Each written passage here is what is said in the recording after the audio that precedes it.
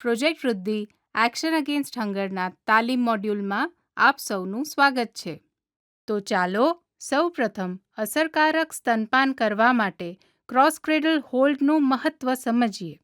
Cross cradle hold એ અસરકારક સ્તનપાન માટેની અત્યંત સહાયક પદ્ધતિ છે. માતા અને બાળક બંને માટે શ્રેષ્ઠ સમર્થન અને નિયંત્રણ પ્રદાન કરે છે. માતા અને બાળક બંને માટે સ્તનપાનના સફળ અને સુખદ અનુભવને પ્રોત્સાહન આપે છે. તે યોગ્ય ડીપ લેચ એટલે કે જોડાણ અને માતાના દૂધનું અસરકારક રીતે ધાવણ કરાવવામાં ઉપયોગી થાય છે. કુપોષિત અને નબળા બાળકો માટે આ એક ઉત્તમ આધાર છે. હવે આપણે ક્રોસ ક્રેડલ પદ્ધતિ ઉપર વિસ્તારથી ચર્ચા કરીએ. Good afternoon. સાબરકાંઠામાં અમારો બહુ એક લેચિંગ પ્રોજેક્ટ હતો ડૉક્ટર ફેન્સી સાથે અને એકદમ સક્સેસફુલ ગયેલો. એના પછી અમે લોકોએ શું કર્યું, બનાસકાંઠામાં અમે લોકો ગયા ત્યારે ડૉક્ટર ફેન્સી બનાસકાંઠા ગયા ને તો ત્યાં અમે લોકોએ એક રિસર્ચ કરી. તમને ખબર છે રિસર્ચ માટે? રિસર્ચની ખબર છે તમે શું કર્યું? અચ્છા, તો this was a cosy experimental study અમે કરી. હા, બનાસકાંઠા ડિસ્ટ્રિક્ટ ડીએચઓ હતા ત્યારે ડૉક્ટર ફેન્સી સર અને આઈઆઈટી બોમ્બે, હું પ્રોફેસર છું આઈઆઈટી બોમ્બેમાં, તો અમે લોકોએ ત્યાં એમઓયુ સાઇન કર્યું અને ત્યાં અમે લોકોએ એક રિસર્ચ કરી. અમને જાણવું હતું કે જે માતાઓ અમારી રીતના બ્રેસ્ટ ફીડિંગ કરે, ક્રોસ ફીડિંગ ટેકનિક તમને ખબર હશે, ક્રોસ ફીડિંગ ટેકનિક રાઈટ, તે ક્રોસ ફીડિંગ ટેકનિકથી જો એ દૂધ જોડાવે તો એ બાળકોનું 3 મહિના પછી કેટલું વજન વધે અને બીજા બાળકો જે ટ્રેડિશનલી બનાવીને ક્રેડલ રોલ આપણે કરીએ છીએ એ પ્રમાણે જો આપણે બાળકને દૂધ પડાવતો કેટલું વજન વધે. તો એ સ્ટડીનો બહુ સક્સેસફુલ રિઝલ્ટ આવ્યું છે, તમને ખબર છે. અને એ બધું ચાલુ થયું સાબરકાંઠામાં. હવે તમને જાણવું જોઈએ, આ બધું તમારી હિસ્ટ્રી છે. ઓકે, અને એમાં શું અમે જાણ્યું કે જે બાળકો ક્રોસ ફીડિંગ ટેકનિકથી દૂધ પીતા હતા એ બાળકોમાં 3 મહિને માલન્યુટ્રિશન એટલે કુપોષણનું પ્રમાણ 3 ગણું નીચે હતું અને જે બાળકો ટ્રેડિશનલ હોલ્ડથી દૂધ પડાવતા હતા એ બાળકોમાં 3 ગણું કુપોષણનું માત્રા વધારે થઈ. કેટલા ટકા બાળકોને મળે છે જેટલું જોઈએ એટલું પૂરતો આહાર? સાબરકાંઠામાં ખાલી 5% છે. અરે બાપરે, આ તો આપણા ઇન્ડિયામાં 11%, 12% છે. અહીંયા સાબરકાંઠામાં એટલું ઓછું કે આટલી બધી ટ્રેનિંગ થઈને એનું શું થયું? આપણે ટ્રેન નથી કરવી, આપણે જઈએ પાછા. ના, કાંઈ શું છે ટ્રેનિંગ બધા આપે છે પછી પાછા पीछे कुछ काम नहीं हो रहा है. हम लोग ने यही किया था साबरकांठा में, किया था कि नहीं ट्रेनिंग? कितने लोगों को ट्रेन किया था? या 300 जनों ने हमें ट्रेन કર્યા હતા. અને ફાયદો શું? તમે તમારું ખાવાનું નથી છોડતા પણ બાળક ખાવાનું છોડી દીધું. પાપ લાગશે. ડૉક્ટર ફેન્સી હંમેશા કહે છે કે આપણે પેલા ચોપડો લઈને આવશે ભગવાન કે તમે તમારું કામ કર્યું કે નહીં કર્યું. તમે કીધું નથી કર્યું તો સારું, તમને હવે આગલા જન્મમાં પણ તમને ખાવાનું નહીં મળે. આ આપણા જ બાળકો છે ને, સાબરકાંઠાના બાળકો આપણા નથી. હા, પ્લીઝ તમે આગળ કામ લઈ જાઓ, તમે તમારું તો કામ કરો. Okay, alright. અને અહીંયા પછી અમે લોકો ઘણા બધી મિથ્યાઓ છે આપણા ભારતમાં. કઈ મિથ્યાઓ છે ખબર છે તમને? સૌથી મોટી મિથ્યા તો એ છે કે બાળકનું વજન જન્મને ટાઈમે કેટલું હોવું જોઈએ. મિથ્યા છે. બધા લોકો એ છે 2.5 કિલો, કારણ કે લોકો 2.5 કિલો જુએ છે. 2.5 કિલો એટલે એકદમ પેલું બોર્ડર લાઈન હોય ને, લાલ લાઈન, ત્યાં 2.5 કિલો આવે. એ મિથ્યા આપણે કાઢવાની છે. ઓકે, વજન કેટલું હોવું જોઈએ જન્મના ટાઈમે? 3.25 કિલો મિનિમમ. અત્યારે નાસિકમાં બધા બાળકોના વજન 4-4 કિલોનું હોય છે. 4-4 મોટા એકદમ અમેરિકન કચ્છું જેવા. હા, સાબરકાંઠામાં મને એવો રિઝલ્ટ મળ્યો છે. ઓકે, બીજી મિથ્યા કઈ છે? વજન કેટલું વધવું જોઈએ મહિનામાં? કેટલું વધવું જોઈએ? પાછળ મહિનામાં વજન કેટલું વધવું જોઈએ? કેટલું વધે છે અહીંયા બાળકોનું વજન? કેટલું વધે છે અહીંયા મહિનામાં? લગભગ મહિનામાં 500 ગ્રામ વધતું હશે. 500-600 એવરેજ 500 ની વાત કરું છું. તમને ખબર છે કેટલું વજન વધવું જોઈએ WHO ના હિસાબે? કોઈને ખબર છે? 15 से 20 ग्राम पर डे के हिसाब से. तो बहुत जुदा ही यार 20 ग्राम पर डे. 20 ग्राम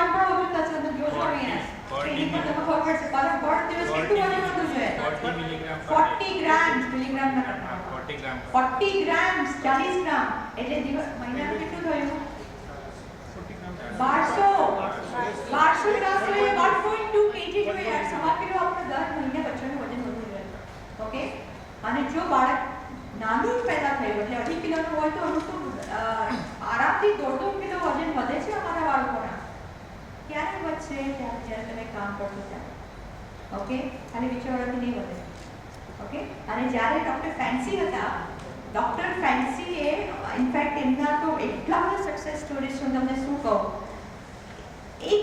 એક બાળક હતું એમનું ડૉક્ટર ફેન્સીનું જ્યારે ફિલ્ડમાં ગયા હતા ત્યારે ટ્રેન કરતા હતા ને એ બાળકનું વજન પહેલા મહિનામાં કેટલું વજન વધ્યું 2.5 કિલો ડૉક્ટર ફેન્સી શીખવાડ્યું બોલો આશા આંગણવાડી નહીં શીખવાડ્યું મેઇન ડૉક્ટર એ તો વધારે હશે 2.5 કિલો એટલે 2.5 કિલો એટલે દિવસ તો કેટલું ભર્યું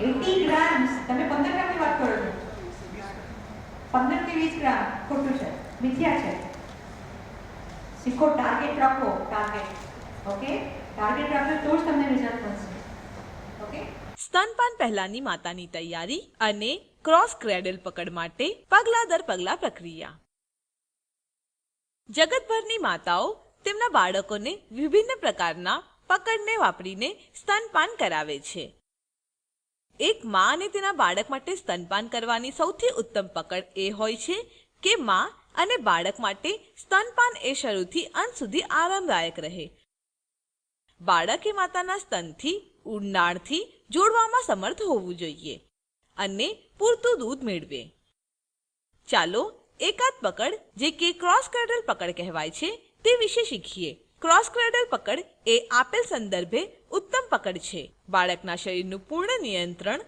સ્તન આધાર અને ઊંડાણપૂર્વક દોહવું બાળકને સ્તનપાન કરાવવા પહેલા માતાએ તેના હાથ યોગ્ય રીતે ધોઈને સૂકવવા જોઈએ ત્યારબાદ તેણે ઉકાળીને ઠંડુ કરેલ 1 ગ્લાસ પાણી પીવું જોઈએ દોહનાર માતા દિવસમાં આશરે 750 થી 850 મિલીલીટર દૂધ ઉત્પન્ન કરે છે તેથી તેમણે તેમની રોજની પાણી લેવાની માત્રાને વધારવી જોઈએ આગળ ચાલો માતાની બેસવાની સ્થિતિની ચર્ચા કરીએ માતાએ જમીન પર અથવા પલંગ પર પગને વાળીને બેસવું જોઈએ અથવા ખુરશી પર પગ જમીન પર અડે એ રીતે બેસવું જોઈએ ખુરશી જો ઊંચી હોય અને તેનો પગ જમીન પર ન અડતો હોય તો તે તેનો પગ નાના સ્ટૂલ પર અથવા તકિયાને જમીન પર રાખીને તેના પર મૂકી શકે છે બેસતી વખતે તેણે એ વાતની ખાતરી કરી લેવી જોઈએ કે તેની પીઠ ટટ્ટાર હોય જેથી કરીને દુખાવાને ટાળી શકાય છે તેના ખભા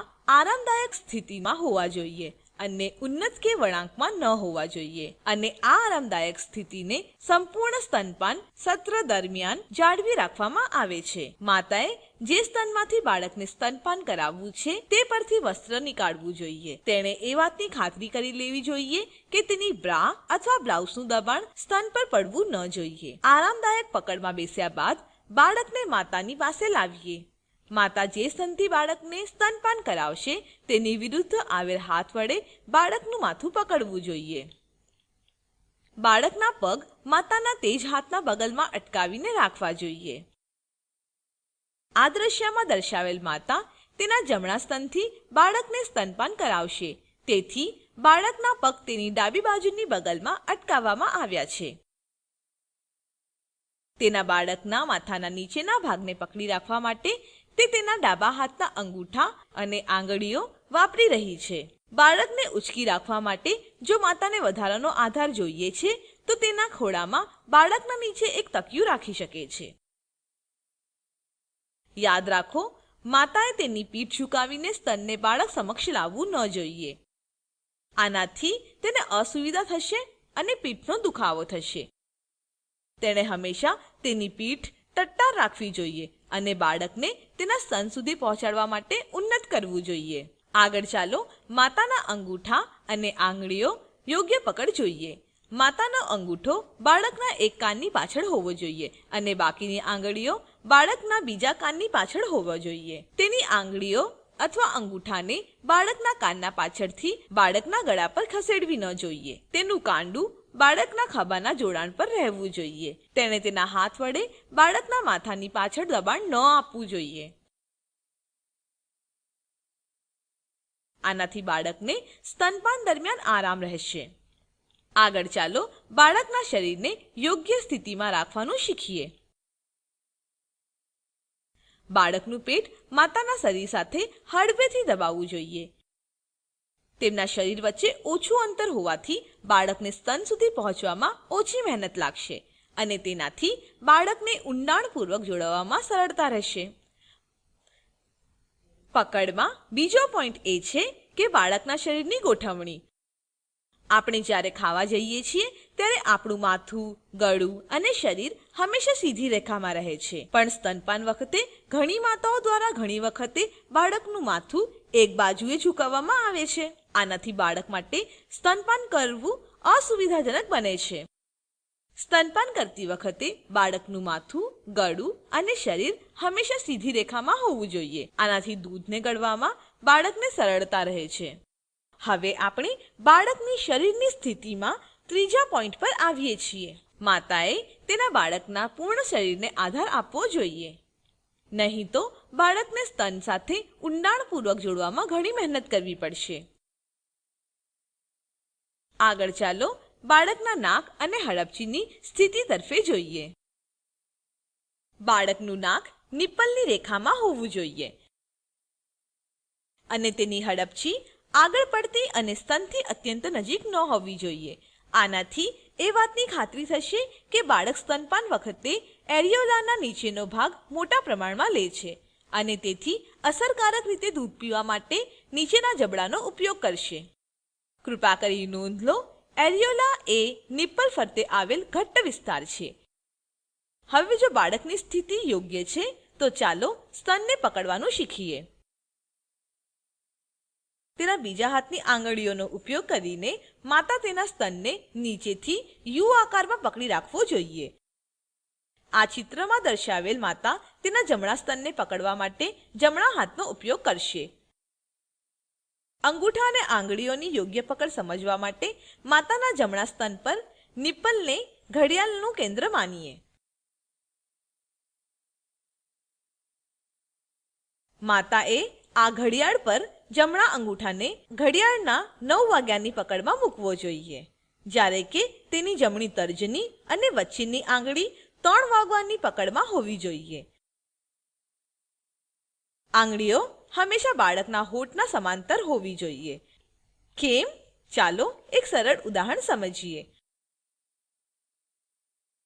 આપણે જ્યારે વડાપાવ કે બર્ગર ખાઈએ છીએ ત્યારે આપણું મોઢું અને હોઠ આડી રીતે ખુલે છે. મોટું બચકું લેવા માટે આપણે વડાપાવ કે બર્ગરને આડી રીતે પકડીએ છીએ. અહીં અંગૂઠો અને આંગળીઓ હોઠના સમાંતર મુકાય છે. આપણે જો વડાપાવ કે બર્ગરને ઊભી રીતે પકડીએ તો આપણે મોટું બચકું લઈ શકશું નહીં. એ જ પ્રમાણે બાળકના હોઠની દિશાનું અવલોકન કરો. હોઠ અહીં ઊભી દિશામાં છે, તેથી આંગળીઓ અને અંગૂઠો પણ સ્તન પર ઊભી દિશામાં મૂકવા જોઈએ. આનાથી બાળકને એરિયોલાના મોટા ભાગને મોઢામાં લેવા માટે મદદ મળશે. બાળકના હોઠથી સમાંતર રહેવાને બદલે માતાનો અંગૂઠો અને આંગળીઓ હંમેશા નિપ્પલથી 3 આંગળીઓના અંતરે હોવો જોઈએ. ફરીથી વડાપાવ કે બર્ગર ખાતી વખતે જો આપણે ખૂબ નજીકથી પકડીએ તો મોટું બચકું લેવાથી આપણી આંગળીઓ મોઢામાં અવરોધ કરશે. આપણે જો ખૂબ દૂરથી પકડીએ તો આપણા મોઢામાં બેસવા યોગ્ય તેનો આકાર રહેશે નહીં. તેથી આપણે મોટું બચકું લેવા માટે યોગ્ય અંતરે પકડવું જોઈએ.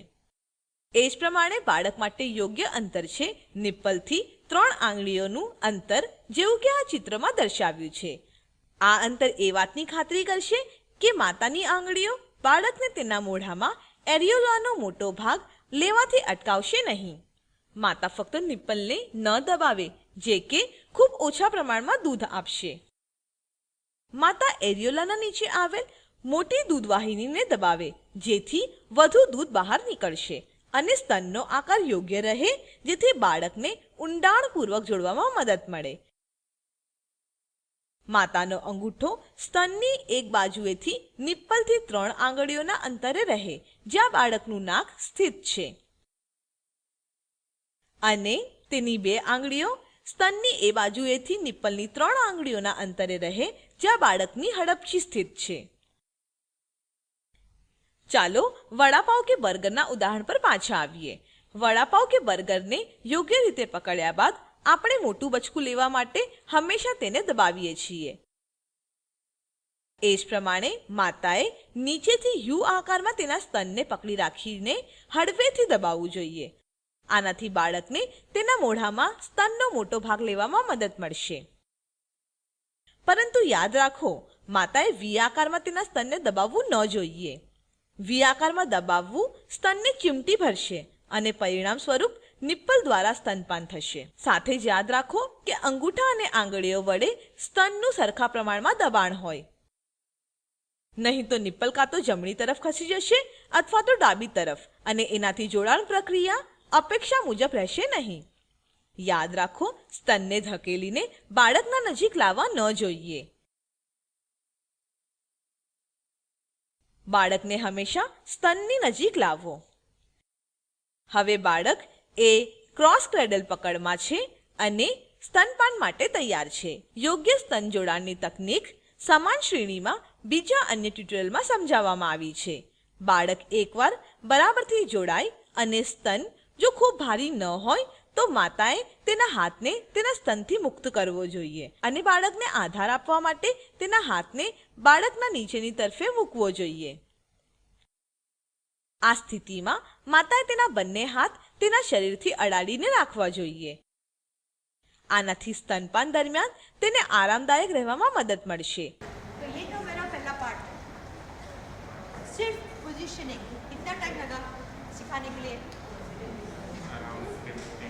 सिर्फ इतना सिखाने के लिए कितना टाइम लगा? around 20 minutes. जब भी आप मदद को सिखाएंगे, even at this point, after 15 साल से मैं कर रही हूँ, मेरे को 1.5 घंटा लगता है सिखाने में, 2 घंटा. It's not that easy. समझ बात आई? Because unless you teach them proper positioning, latching आएगा नहीं आएगा. समझ बात आई? ओके, एक काम करिए. आप अपना सिर आगे करिए. ना थूक करो. नीचे करो. एकदम थूक करो. कढ़ाई છે? તમે જ્યારે ખાવાનું ખાઓ છો ત્યારે આવી રીતના ખાઓ છો કે આવી રીતના ખાઓ છો? કેમ? પણ બાળકને તમે એવી રીતે ખવડાવો છો. આ પોઝિશનમાં તમે આ જ્યારે આ પોઝિશન આપો છો બાળકને, આ પોઝિશનમાં શું થાય છે? બધું નીચે વળે છે. ઓકે. બીજું ઘણી વાર બાળક આવી રીતના આવે છે. મેં દેખાડું ને આવી રીતના આવે, રાઈટ? છાતી ઉપર અને આમ, રાઈટ? હવે તમે એક કામ, અને પછી વળેલું. હવે એક કામ કરો, તમે સાઈડમાં જુઓ. હવે થૂક કરો. સાઈડમાં બરોબર જુઓ, એકદમ સાઈડમાં થૂક કરો. થાય છે? હવે ખબર પડી કે બચ્ચાઓ તમારા ભૂખ્યા રહે છે, આટલા વેસ્ટિંગ, આટલું સ્ટન્ટિંગ એમ છે, રાઈટ? ઓકે. હવે તમે એક કામ કરો, સાઈડમાં કરો આમ અને નીચે જુઓ આમ. હવે ગળો. હવે તમે ખાવા જાઓ છો, તમને એકને જ ખવડાવો છો. હવે જે મારા બાળકોને તમે સંભાળતા નથી, હું તમને તમારા જો કેવી સજા કરું. પડી હવે કેમ પ્રોબ્લેમ છે? ઓકે, તમે કેવી રીતના બાળકને લાવો છો? અચ્છા, હવે તમે જ્યારે પાણી પીવો, તમારી સામે પાણી છે ને, કોઈ 2-3 વેળા પાણી પીવો, જોઈએ આપણે કેવી રીતના તમે પાણી પીવો છો. No water. હા, જો કેટલું સરસ આમ તરત જ એક્સટેન્શન કરે છે, નેક એક્સટેન્શન એકદમ નેચરલ છે ને, રાઈટ? તમે જો બાળકને સપોઝ મધર સૂઈ ગઈ હોય એકદમ, after caesarean mother is sleeping like this, right? તમે બાળકને એના ઉપર મૂકી દેશો તો બાળક જેમ જશે ત્યાં સ્તન પાસે, એ તરત જ આમ મોડું કરશે. પણ કારણ કે બાળકને આપણે અગેન્સ્ટ ધ ગ્રેવિટી પકડીએ છીએ, બિચારું બાળક આમ નથી કરી શકતું. કારણ કે બરોબર અહીંયા એટલું બધું રિસ્ટ્રિક્શન આવી જાય છે આમ તેમ, રાઈટ? એટલા માટે વી ટેલ કે તમે ક્રોસ ક્રેડલ રોલમાં કરશો તો you will be able to manoeuvre મતલબ you will be able to control. ખબર પડી કે નહીં? Okay, alright. હવે એક કામ કરો, તમે વિચારો કે તમે ખાઓ છો અને કોઈ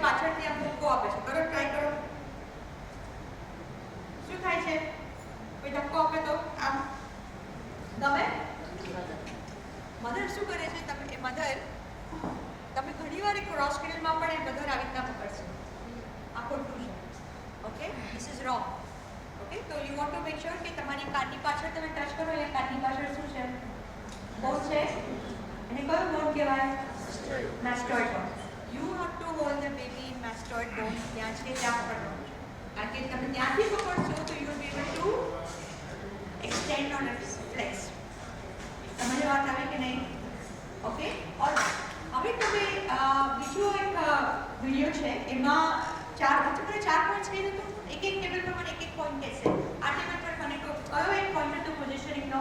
સૌથી પહેલો સીધી રેખા. ઓકે. બીજું હા સીધું. સામે સામે એટલે સબતું બધું સબિત કહો છો. ઓકે. સામે કોની સામે?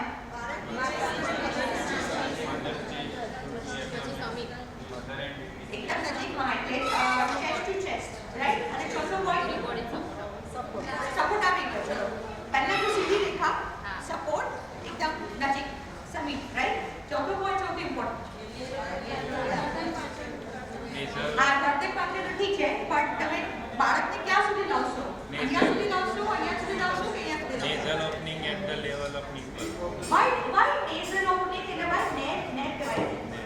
આ સ્કોર આને શું કહેવાય? ગુજરાતીમાં શું કહેવાય? હા ગુજરાતીમાં nostril શું કહેવાય? Not deep. Deep is this. Okay. હું તમને આનો પણ કોન્સેપ્ટ શીખવાડું છું. ઓકે. તમે વિચારો કે તમે હમણાં પાણી પીધું ને.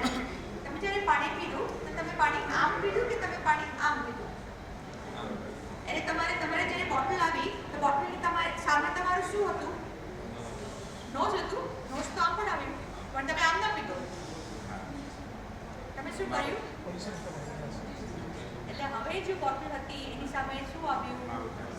માઉથ ના માઉથ. તમે આમ જ્યારે પીવા ગયા ને તો સૌથી પહેલા જે સપોઝ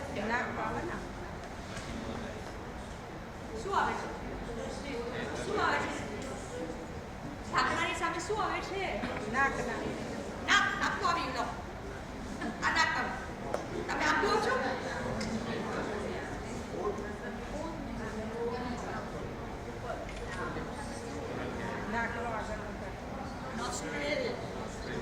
નોસ્ટ્રિલ આવ્યું છે. જ્યાં સુધી તમે આટલું ઝીણા બાબત પર તમે ધ્યાન નહીં આપો ત્યાં સુધી તમારું બાળક 40 ગ્રામ વજન વધશે નહીં. વધે. મને એક્સપિરિયન્સ છે. તમે ડૉક્ટર ફેન્સીને જોયું કેવી રીતે 2.5 કિલો વજન વધારે જશે બચ્ચાને. ઓકે. તો તમારે શું કરવાનું છે? જ્યારે તમે બચ્ચોને લાવો એનું જે નિપલ સામે શું આવવું જોઈએ? નાકની ટોચને આ ના આવવું જોઈએ. શું આવવું જોઈએ? હવે જ્યારે હું આમ કરીશ જ્યારે એની પાસે એના જે નોસ્ટ્રિલ આવશે તો એની ગરદન શું થશે? તમે જો સીધું લાવશો એકદમ સીધું લાવ્યા તો એને ગળવામાં પાછી મુશ્કેલી. બીજું તમે જ્યારે સીધું લાવશે તો એનું જ્યારે મોઢું ખોલશે તો મોઢામાં શું જશે? કયો ભાગ જશે એરેલાનો?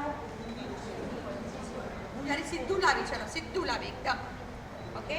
તો કયું જશે? નિપલ જશે. અને મોઢું મોટું હશે તો શું જશે? એના મોઢામાં કયો ભાગ જશે? ઉપરનો ભાગ પણ જશે અને નીચેનો ભાગ પણ જશે. આપણે કયો ભાગ નાખવાનો છે એના મોઢામાં? નીચેનો. એનો મતલબ એમ કે એનું જે મોઢું છે ને એ નીચેનો એટલે શું? વોટ ઇઝ નીચે? એરેલાનો નીચેનો ભાગ એટલે કયો ભાગ? એના લોઅર લિપ બાજુનો જે કરેક્ટ. એના લોઅર લિપના બાજુનો જે છે એ ભાગ એના મોઢામાં જવો જોઈએ. તમે જ્યારે રસગુલ્લા ખાતા છો મન કરે ખાઓ. હજુ મારે અડલ્ટ ન્યુટ્રિશન પણ લેવું તો તમારે જવાનું છે. અડલ્ટ ન્યુટ્રિશન બહુ ઇમ્પોર્ટન્ટ છે તમારા માટે. ઓકે. એનીવે તો તમે જ્યારે કંઈ પણ ખાઓ તો તમે ખાવાનું ક્યાં મૂકો? થોડે ઉપર મૂકો કે નીચે? કેમ નીચે મૂકો? ચાવી શકાય. એટલે તમારું કયું જડબું હલે? નીચેનું. તમે કોઈ એમ લાગ્યું છે કે ઉપરનું જડબું હલે? સિમિલરલી બાળકનું કયું જડબું હલશે? જેટલું એનો નીચેનો ભાગ એના મોઢામાં હશે એટલું એ પ્રેશર કરીને ઊંઘ આવે છે? ભૂખ લાગે છે? ઓકે. તો જેટલું નીચેનો ભાગ મોઢામાં હશે એટલું એ પ્રેશર કરીને દૂધ ખેંચશે. રાઈટ? ખબર પડી કે નહીં? રાઈટ? એટલે તમે એવી રીતે એને લાવો બાળકને પરફેક્ટ પોઝિશનમાં લાવો કે જ્યારે મોઢું ખોલે ત્યારે સ્તનનો નીચેનો ભાગ એના મોઢામાં જાય. નાઉ નીચેનો ભાગ એટલે હું તમને જરા એ પણ થોડા કોન્સેપ્ટ કહી દઉં. બ્રેસ્ટ છે ને, બ્રેસ્ટ હા. નાઉ સપોઝ નીચેનો ભાગ એટલે સપોઝ આ જો બ્રેસ્ટ હોય, નીચેનો ભાગ એટલે કયો ભાગ? સપોઝ આ ઘડિયાળ છે, હા, આ 12, 6, 3 અને 9 તો નીચેનો ભાગ બચ્ચો અહીંયાથી આવે છે આમ. ઓકે, તો નીચેનો ભાગ એટલે કયો ભાગ? 6. પણ બચ્ચાનો જે હોઠ છે એ તો આમ છે, તો નીચેનો હોઠ ક્યાં આવશે આમાં? સપોઝ બચ્ચું is coming like this. Okay, આ કયો ભાગ કહેવાય? ઘડિયાળનો કયો કાંટો અહીંયા આવે? 9 અને 3. એનો હોઠ ક્યાં છે અહીંયા? 9. હા, તો ઉપરનો હોઠ 9 વાગે, નીચેનો હોઠ 3. એટલે કયો ભાગ એરડાને જોવું જોઈએ મોઢામાં? તમે શીખી ગયા છો ભાઈ. તમે તમારા ફિલ્ડમાં કામ નથી કરતા, પણ અહીંયા તમે તમારો બોલે છો, તમે શીખી ગયા છો. ઓકે, આમ teaching others who have not learn, તમે શીખીને પણ તમે કંઈ કામ નથી કર્યું. ઓકે, ચાલો નીચેનો ભાગ કયો? બચ્ચું આમ આવ્યું છે. ઓકે, 9 તો આવ્યું. આ ઉપરનો હોઠ છે. She's coming like this. આ હોઠ છે ને વચ્ચેનો હોઠ છે આ. ઓકે, હિયર વચ્ચેનો હોઠ છે. નીચેનો હોઠ ક્યાં છે? કયા કાંટા પર છે? 6, 3, 4, 9.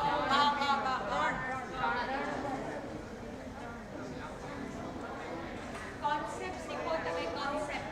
બચ્ચું is coming like this. Okay, આ એના હોઠ છે. બચ્ચું is coming like this. Okay, ના ઉપરનો હોઠ અહીંયા છે. આને કયો કહેવાય? કયો કાંટો અહીંયા આવે? 9. નીચેનો કાંટો ક્યાં આવે? 3. એટલે બેઝિકલી કયો ભાગ એના મોઢામાં જવો જોઈએ? 3 વાળો ભાગ. અને ઉપરનો જે હોઠ છે ક્યાં આવવો જોઈએ? ફક્ત નિપલના ઉપર. અને નીચેનો હોઠ ક્યાં આવવો જોઈએ? બોર્ડર ઉપર. ખબર પડી? તો એને તમારે લાવવા માટે તમારે બરોબર પોઝિશન કરવી પડશે. એને બચ્ચાને પોઝિશન આપવી પડશે, નહીં તો એના મોઢામાં આખું જશે તો એટલું દૂધ આવશે. ઉપરનો ભાગ છે ને એના મોઢામાં જશે, એમાંથી દૂધ નીકળશે. સમજમાં આવી? ઓકે, તો એ તમારે કોન્સેપ્ટ સાંભળવાનો છે. આ ટ્યુટોરિયલમાં આપણે બાળકનું છાતી સાથે ઊંડાણપૂર્વક જોડાણ થાય એ માટે યોગ્ય ધાવણ પ્રક્રિયા તથા વારંવાર ધાવણના ક્રમ વિશે શીખીશું. આપણે શરૂ કરીએ એ પહેલા કૃપા કરી નોંધ લો કે અસરકારક ધાવણ માટે યોગ્ય રીતે ધાવવું અત્યંત મહત્વપૂર્ણ છે. છાતીથી બાળકના મોઢાનું નબળું જોડાણ થવાથી ફક્ત ડીટીડીથી ધાવણ થાય છે. આનાથી બાળકને ખૂબ ઓછા પ્રમાણમાં દૂધ મળશે, જ્યારે કે છાતી પર એરિયોલાના નીચેના ભાગ સાથે બાળકનું ઊંડાણપૂર્વક જોડાણ થવાથી બાળકને પૂરતા પ્રમાણમાં દૂધ મળશે. કૃપા કરી નોંધ લો, એરિયોલા ડીટીડી ફરતે આવેલ ઘટ્ટ ભાગ છે. હવે ચાલો શરૂ કરીએ. શરૂઆતમાં માતાએ તેના બાળકને યોગ્ય ધાવણની પકડમાં મૂકવું જોઈએ. આ પકડ વિશે વિસ્તારમાં સમાન શ્રેણીના અન્ય વિડીયોમાં સમજાવવામાં આવ્યું છે. આ ટ્યુટોરિયલને ક્રોસ ક્રેડલ પકડનો ઉપયોગ કરીને સમજાવવામાં આવશે. યાદ રાખો, સફળ ધાવણ પ્રક્રિયા માટે બાળકને યોગ્ય રીતે ગોઠવવું ખૂબ જરૂરી છે. આ ચિત્રમાં માતાએ બાળકને ક્રોસ ક્રેડલ પકડમાં યોગ્ય રીતે પકડી રહી છે અને બાળક ધાવણ માટે તૈયાર છે. ધવડાવવા પહેલા બાળકનું મોઢું બગાસું લેવાની સ્થિતિ પ્રમાણે મોટેથી ખુલવું ખૂબ મહત્વનું છે. કેમ? ચાલો સમજીએ. એક બેનને વડાપાવ કે બર્ગર ખાતા જોઈએ. વડાપાવ કે બર્ગરનું મોટું બચકું ભરવા માટે આપણે આપણું મોઢું પહોળું કરીએ છીએ. એ જ પ્રમાણે પહોળું મોઢું ખોલવાથી બાળકને છાતીના મોટા ભાગને મોઢામાં લેવામાં મદદ મળશે. બાળકને તેનું મોઢું પહોળી રીતે ખોલવામાં પ્રોત્સાહિત કરવા માટે માતાએ બાળકના ઉપરના હોઠ વડે તેની દીકરીને હળવેથી ઘસવી જોઈએ, જ્યાં સુધી કે બાળક તેનું મોઢું મોટેથી ન ખોલે. ધૈર્ય રાખો. કેટલીક વાર બાળકને તેનું મોઢું મોટેથી ખોલવા માટે અમુક સેકન્ડથી 2 મિનિટ જેટલો સમય લાગી શકે છે. યાદ રાખો, ધાવણની કોઈ પણ સ્થિતિ માટે છાતીને પકડી રાખતી માતાની આંગળીઓ અને અંગૂઠો હંમેશા બાળકના હોઠના સમાંતર રહેવા જોઈએ. બાળક જ્યારે તેનું મોઢું મોટેથી ખોલે છે ત્યારે તેનો નીચેનો હોઠ એરિયોલાના નીચેના ભાગ પર હોવો જોઈએ અને દીઠડી તેના તાળવે જવી જોઈએ, ન કે તેના મોઢાના વચ્ચેના ભાગમાં. હવે માતાએ તેની છાતી બાળકના મોઢામાં તરત મૂકવી જોઈએ. બાળકના માથાને હળવેથી બહાર નમાવીને પહેલા માતાએ છાતીમાં બાળકની દાઢીને દબાવવી જોઈએ. તેણે તેની પીઠ નમાવી ન જોઈએ અથવા તેની છાતીને બાળકના મોઢા સુધી ન લઈ જવી જોઈએ. બાળકના ખભા પાછળથી હળવેથી ધક્કો આપીને બાળકને છાતીની નજીક લાવવું જોઈએ. ધવડાવવાનો મહત્વનો પોઈન્ટ એ છે કે માતાનો એરિયોલાનો નીચેનો ભાગ બાળકના મોઢામાં હોવો જોઈએ.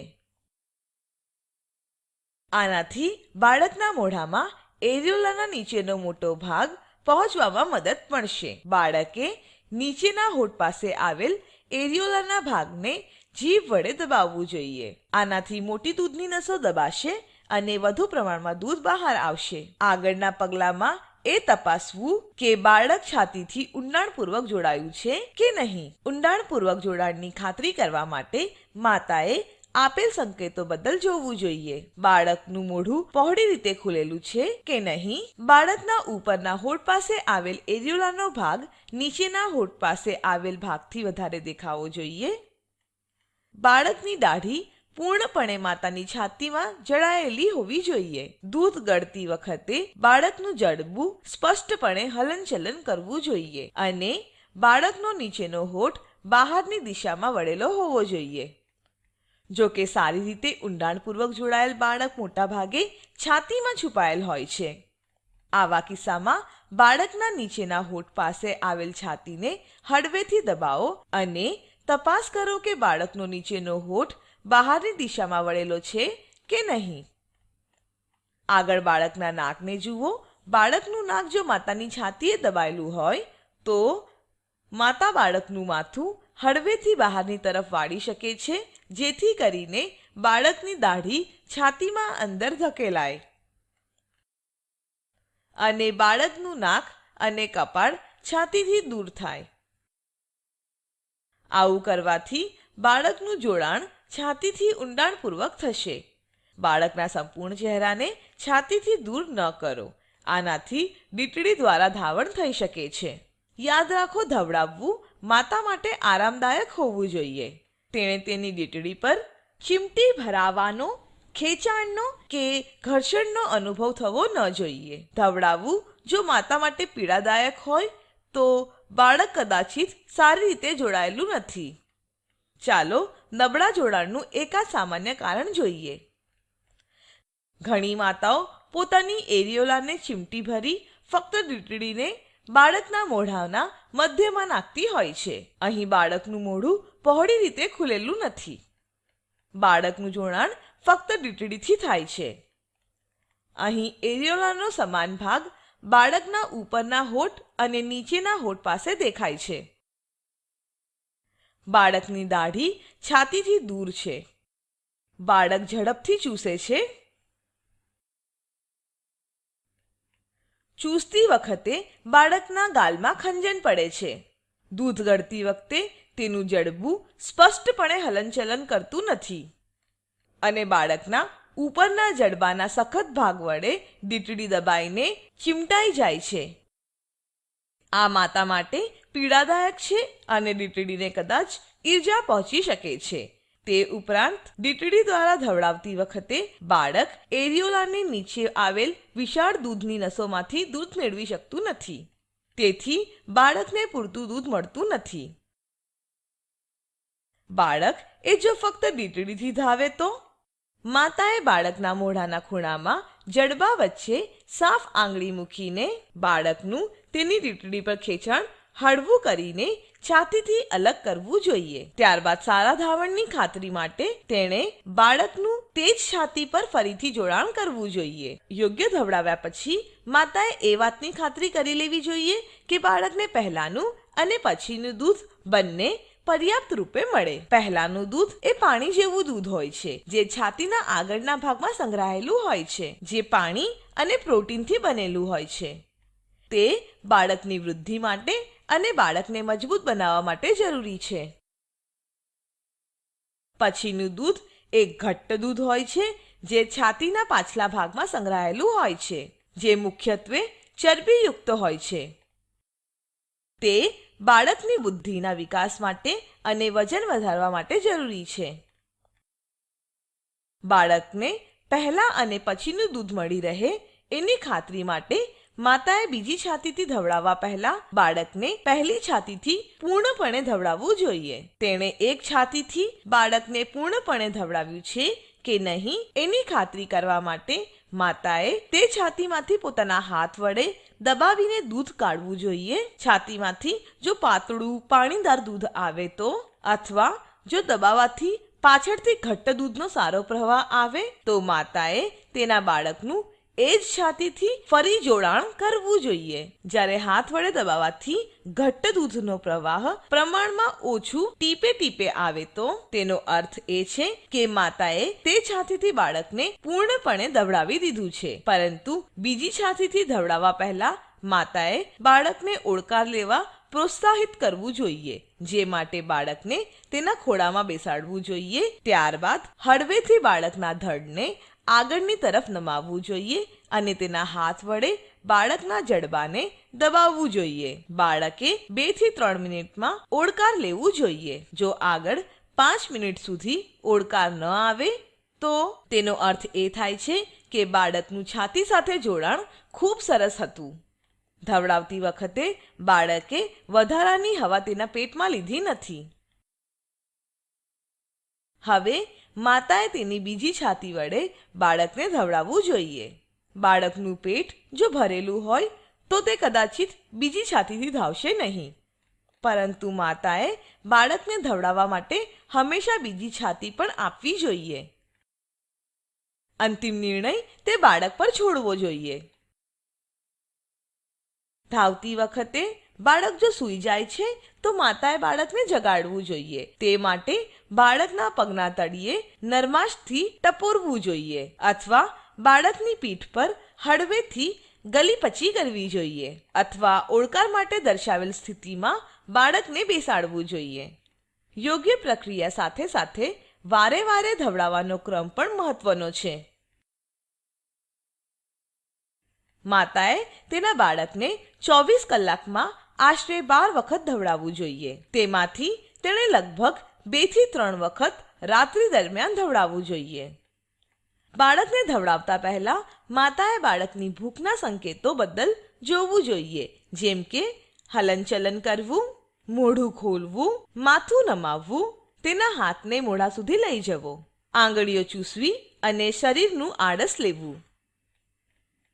બાળક જો ધાવવા માટે રડવા લાગે તો એનો અર્થ એ છે કે ખૂબ મોડું થઈ ગયું છે. કૃપા કરી નોંધ લો, 2 અઠવાડિયા, 6 અઠવાડિયા અને 3 મહિનાની ઉંમર દરમિયાન બાળકના વિકાસમાં ઝડપી વધારો થાય છે અને બાળકને વધુ દૂધની જરૂર રહેશે. સાથે જ બાળક જો વારંવાર દૂધ પીતું હોય તો માતાના દૂધનું ઉત્પાદન વધશે. તેથી માતાએ આવા ઝડપી વિકાસ ગાળામાં વધુ વખત ધવડાવવું જોઈએ. યાદ રાખો, જીવનના પ્રથમ 6 મહિના સુધી બાળક માટે છાતીનું દૂધ ઉત્તમ પોષણ છે અને સારું જોડાણ એ સફળ ધાવણનો મુખ્ય ભાગ છે. પ્રોજેક્ટ વૃદ્ધિ એક્શન અગેન્સ્ટ હંગરના આ તાલીમ મોડ્યુલમાં ભાગ લેવા બદલ આપ સૌનો ખૂબ ખૂબ આભાર.